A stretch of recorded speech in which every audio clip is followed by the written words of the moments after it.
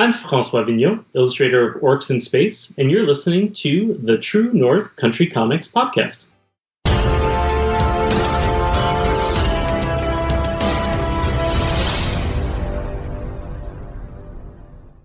Welcome to the True North Country Comics podcast, dedicated to promote Canadian comic book creators and supporters. It's June 21st, 2021. I'm John Swinimer. If you want to drop me a line, you can contact me at john@truenorthcountrycomics.com. On this episode, I chat with François Vigneault about Orcs in Space. This podcast is available on Apple Podcasts and Google Podcasts. It's also available on the True North Country Comics channel on YouTube. I invite you to like and subscribe.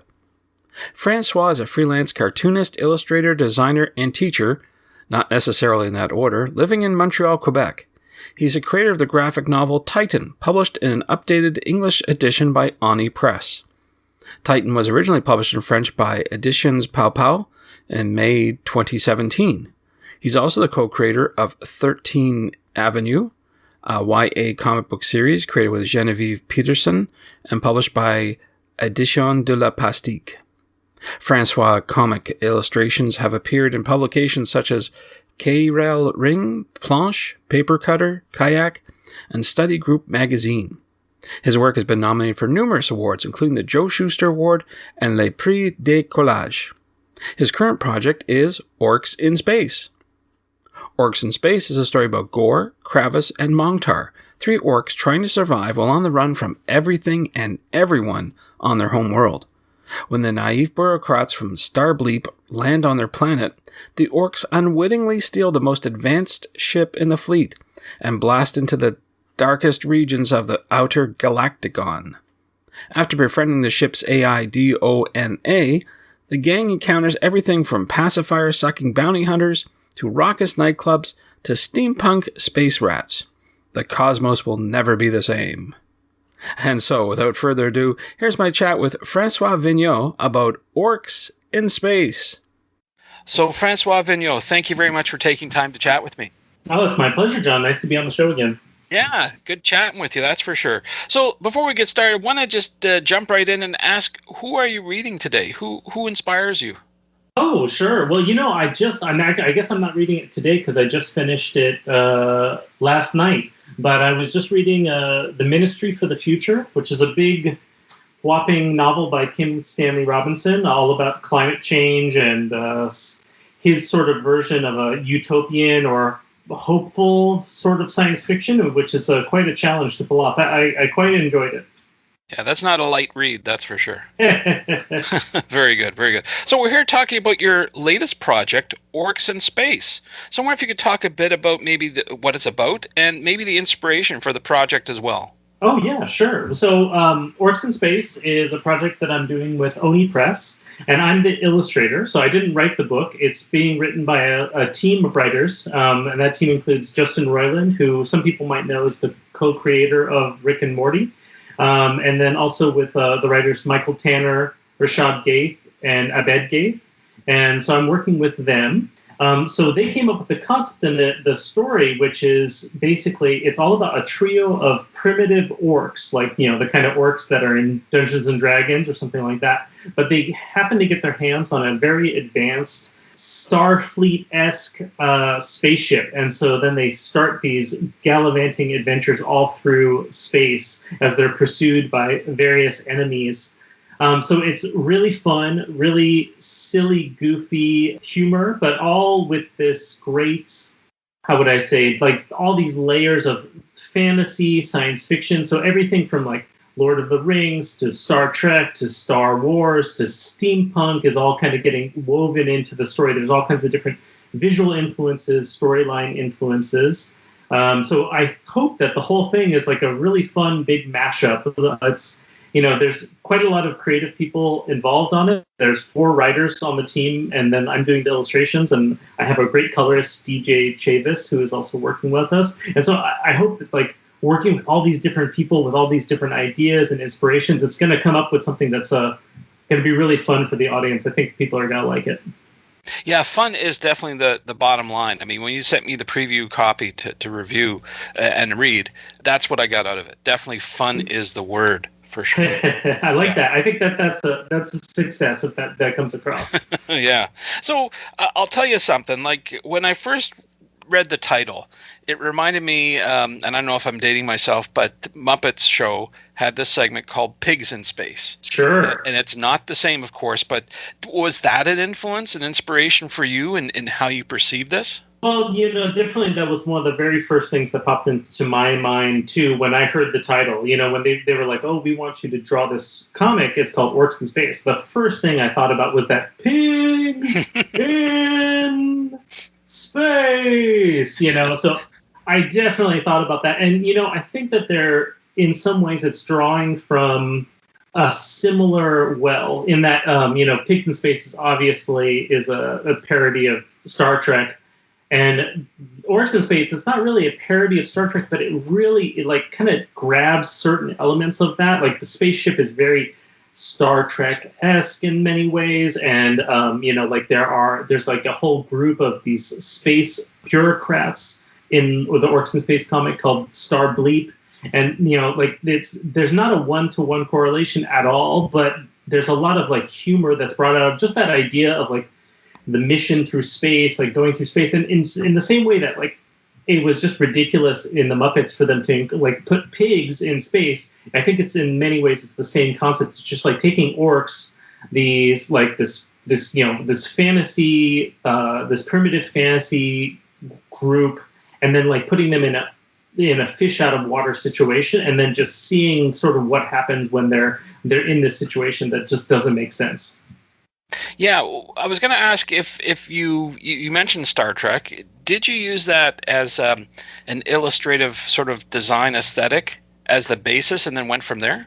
Well, no, I mean, you really want to be careful about that kind of thing. That like you don't want to be basing anything off of like an existing property or things like that. But I will say that that and so many other things, from like Dungeons and Dragons to Star Wars to everything is like they're all kind of like feeding in, right? Like I've been consuming this media my whole life, so definitely it's somewhere there in the back of my mind. That's for sure. That's for sure. I wanted to talk a little bit about your collaborative process with the writers. I know that previously we talked about your award-winning book Titans, so congrats on that, which you did on your own. But now on this project, you're working with different people. And I wonder if you could just walk me through how that collaborative process turned out. Sure, absolutely. Well, like I was one of the last people to come to this project. It was basically created by Abed and Rashad, who are brothers. And then they kind of they know and are friends with Justin Roiland, and so they kind of like worked with him developing the concepts and ideas for the story. And then it was going to become a comic, and so but both of those guys they're both writers, but they don't come from a comic writing background. So that's why they brought in Michael Tanner. Michael Tanner is the author of Junior Braves of the Apocalypse and a bunch of other really great comics. So they were all collaborating with each other to start with, and then I came in at sort of the end of the process. They've got like their scripts and their concepts of what they want to make happen, and then it's sort of my job to channel and funnel all of those fun ideas into something that it reads on the page, gets the concepts across, is funny, it like has action, is visually exciting. In many ways, I sort of, especially when I'm working with other people, I sort of think of myself as the director. Like there's screenwriters and producers who are helping to make this series happen. There's a studio, the publishing house. But then in many ways, I'm the director. Like I choose how to shoot the shots. I design the characters. I do a lot of all those visual things. And so that's in many ways, that's sort of the way I think about it. And so sometimes what that means is I'll give them a lot of feedback. Like I'll have, my ideas on how to do things because, like I have my own expertise, my own way of doing things, my own way of thinking about staging something. And so I'll often suggest a way to stage things differently. And very luckily, all the guys who I'm working with and my editor, Amanda, they're all really open to that kind of collaborative process so that there's a little bit of a give and take, and they can have feedback for me, I have feedback for them, which is it's all been really interesting too, though, because this has all been taking place during COVID, and so I've never gotten to actually be in the same room or even meet these guys ever. It's all very at a distance, which hopefully will go around a corner soon, and maybe I'll be able to run into these guys sometime.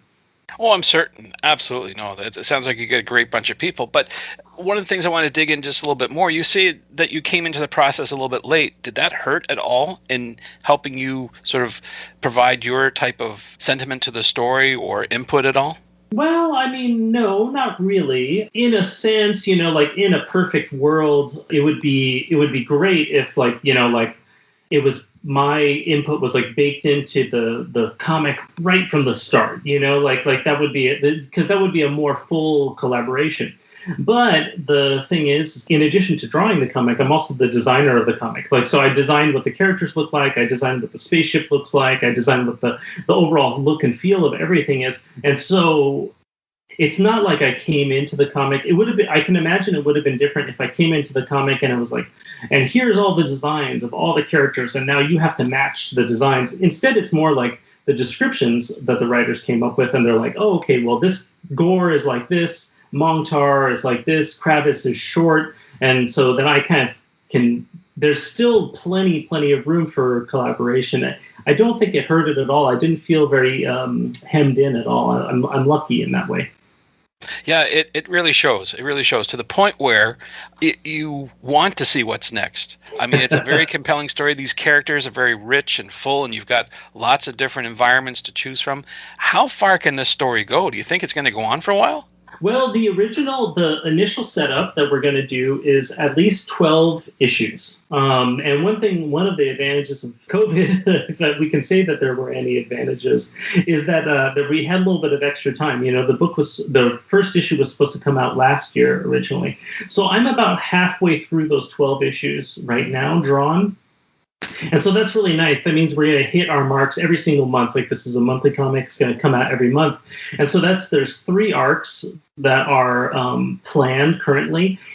But in many ways, like you said, you really can imagine ways that the characters could kind of go on forever. Like it's a very basic setup, like silly characters in a situation that they can't quite control, and then like slowly growing and learning new things as they go. It's sort of a little engine for it's like an engine for stories, like in the same way that that Star Trek was an engine for stories, right? You visit a new planet, you meet a new alien race, you tell a new story, and then you wrap it up, and then you can accumulate things over time. I think it could be very similar with this, where they can. And also it's the sky's the limit too, right? Maybe not even the sky. Space is the limit, because it's not like a book like my book Titan or something like that, where there's like hard rules or even a semblance of reality. Like, these guys, like, anything that the writers want to have happen and that I can bring to the page can happen. So if there's magic, there can be magic. If there's giant space robots, there can be giant space robots. There's no real limit to what we can do. So who knows? I mean, if the audience is there, if people really like it, it very well may go on well past 12 issues. I have no idea. Wow, yeah, that sounds exciting. I mean, it's like you're putting Star Trek on its ear. Like, this is something that hasn't been done before, so lots of potential for sure. So you said you're busy. You're about halfway through the issues, but can you talk about what's next for you? What your next big project is once you can see the light at the end of the tunnel? Yeah, absolutely. Yeah. So I'm actually like in the process of sort of planning out my next year, which is coming up fast.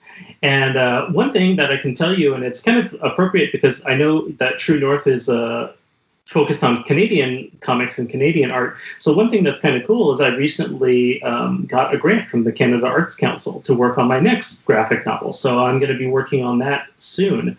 And that's going to be much more in line with something like Titan. It's going to be much more like, serious socio-political science fiction, quite a bit different than Titan was. This new book is called Blue Moon.